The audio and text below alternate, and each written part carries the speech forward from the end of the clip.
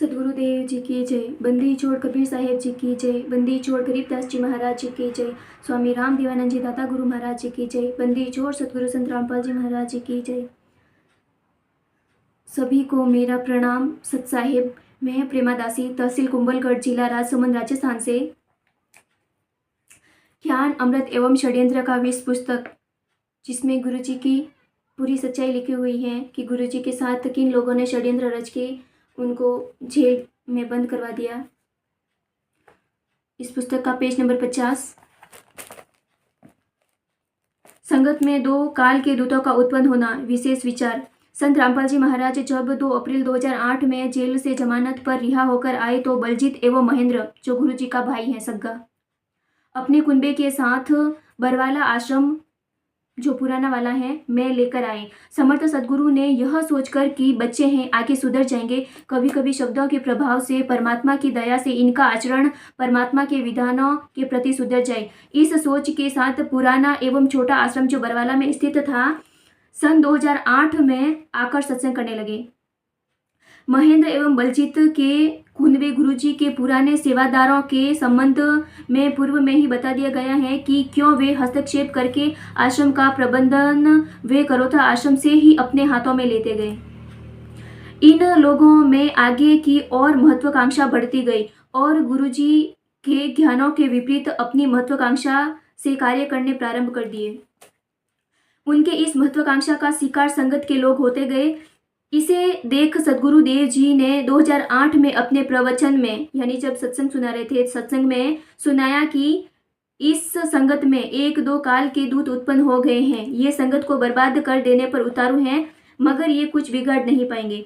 संगत को गुरु जी ने निर्देश दिए हैं कि संगत इन कुसंगतियों से स्वयं बचने का उपदेश दिए हैं और आदेश दिए हैं कि इन कुसंगतियों से बचने के लिए अपने भाई बहनों को भी सतर्क करें।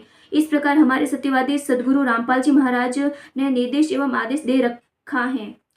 आगे यह भी हिदायत कर रखा है कि जिन भगत को उस कुसंगति के संबंध में जानकारी हो गई है कि क्या सत्य है, क्या गलत है, क्या उचित है और क्या अनुचित है, और जानबूझकर वह भगत उस कुसंगति एवं उचित अनुचित में अनजान अपने भाई बहनों को सतर्क करने का कार्य नहीं करता है, तो वह परमात्मा का दोषी है।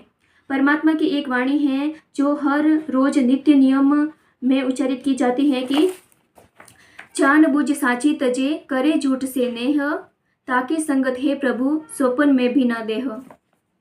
अब विचार करें कि बरवाला आश्रम में 2 काल के दूत कौन उत्पन्न हो गए थे, कौन अपनी मठाधीशी चला रहे थे, किनकी ऐसी साहस हो सकती है, यह स्वयं विचार करे, क्योंकि उस समय तक आश्रम का मठाधीशी महेंद्र एवं बलजीत के हाथों में थी।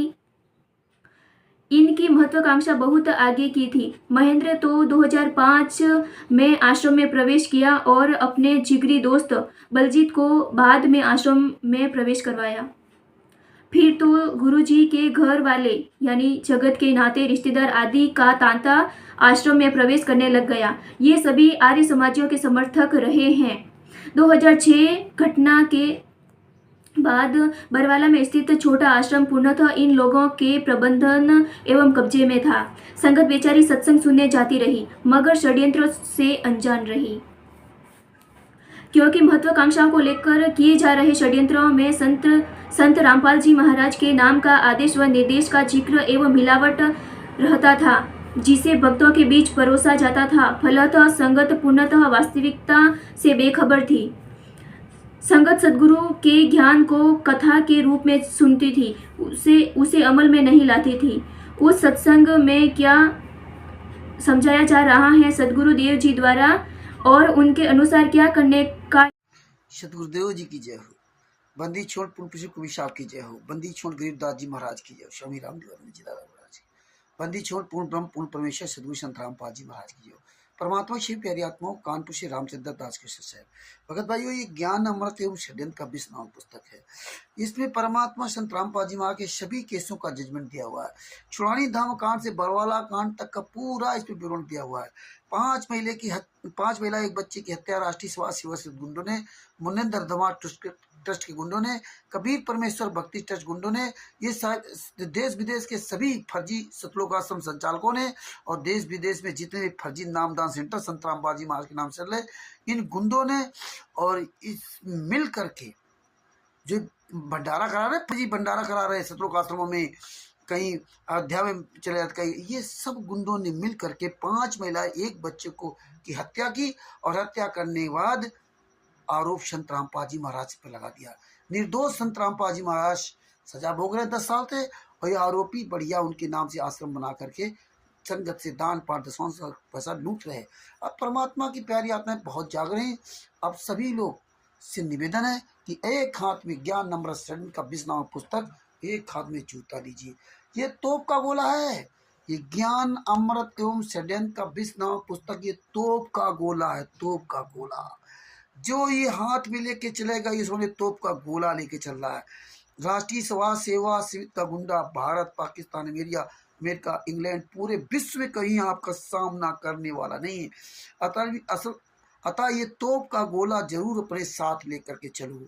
जिसके पास ये तोप का गोला है वो FIR नंबर 429 अंग्रेजी वाली और FIR नंबर 430 की हिंदी वाली फाइल भी निकलवा के रख लो। हाँ, इस तोप गोला के साथ वो भी रख लो।